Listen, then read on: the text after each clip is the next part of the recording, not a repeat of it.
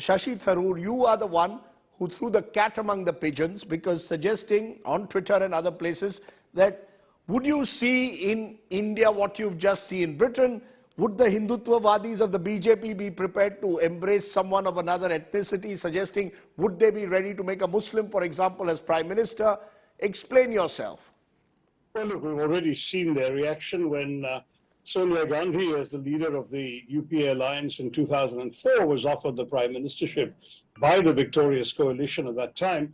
And the BJP reacted ferociously, with the BJP MP threatening to shave her head and sit in dharna outside Parliament. And the result, in the end, was that Sonia Gandhi chose to decline the offer.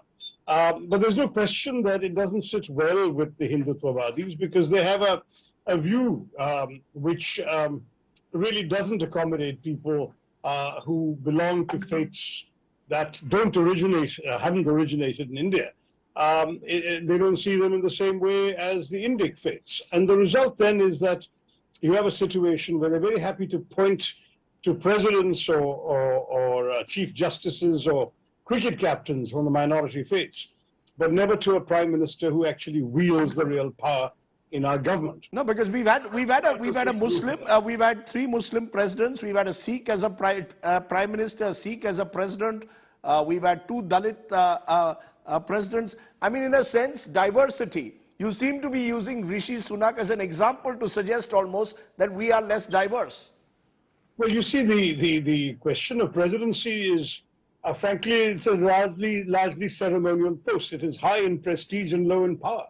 The only acid test is the job of Prime Minister, where Rishi Sunak, in this particular instance, has the most powerful job in the British government.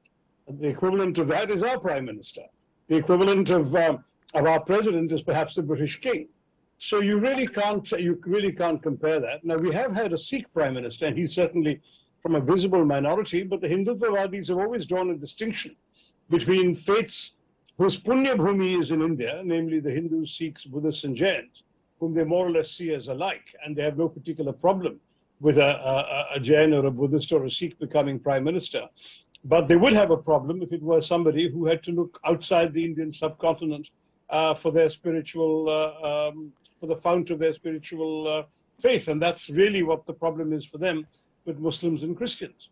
So, I mean, there is now, that's not the only aspect of Rishi Sunak that I argue would be very difficult to imagine in India. Yes, the fact that they overlooked race and they overlooked religion are both very significant, that the British people have evolved to such a degree that the same land that inflicted 200 years of racial discrimination on various foreign peoples around the world when they're impressed in their empire has now chosen to elect a brown-skinned Indian Hindu Prime Minister. That's really remarkable. There's also his age. I mean, can you imagine in India a 42-year-old with 7 years of total parliamentary experience, elected for the first time in 2015, becoming finance minister in 5 years and prime minister in 7? In India, he'd be lucky to find himself a minister of state. You were born in the wrong country, Mr. Tharoor. You were born probably in the wrong country at the moment, Dr. Tharoor, at 67. No, I was born in Britain, but I chose to make my life and my career in India.